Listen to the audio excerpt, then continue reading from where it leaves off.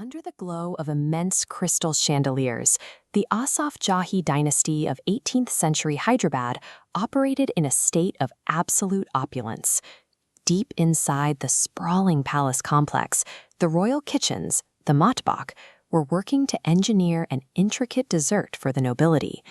But to craft this jewel-like pudding, the chefs bypassed premium basmati rice entirely, reaching instead for large, tear-inducing white onions.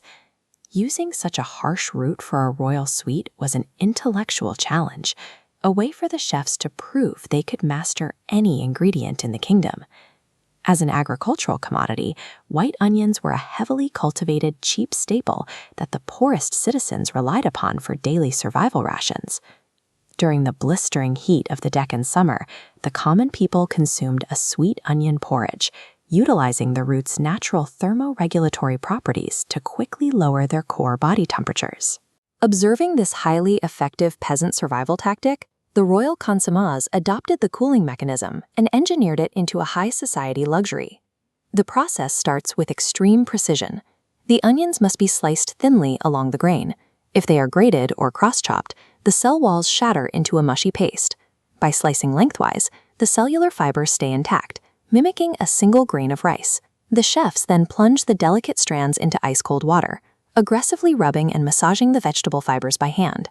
This physical rupturing forces the water-soluble sulfur compounds to dissolve, allowing cold water to wash them away before enzymatic conversion.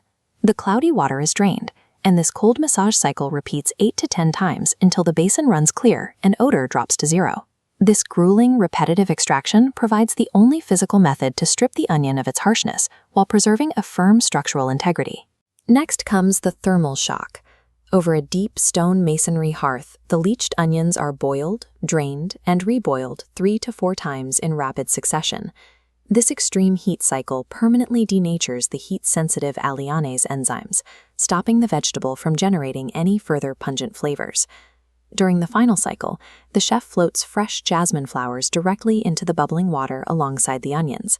The heavy monoterpenoids found in the jasmine act as a chemical mask, neutralizing microscopic traces of sulfur and permanently infusing the neutral fibers with a royal floral aroma.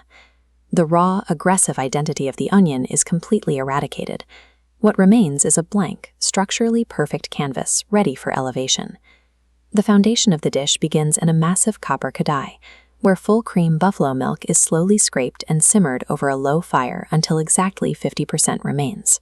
When the jasmine-scented onion strands are folded into the cauldron, they act like biological sponges, absorbing the rich milk fats and swelling slightly to perfectly mimic the mouthfeel of premium rice. The chefs build out a luxurious flavor profile using global trade goods, layering in saffron steeped in warm milk, pure rosewater, kelra distillate, and freshly ground cardamom pods. For a final textural contrast, they add a rich tempering of slivered almonds, pistachios, and wild karanji seeds, all fried in bubbling golden ghee. Through this dense layering of high-value fats, natural sugars, and exotic aromatics, courtly wealth entirely camouflages the cheap peasant ration.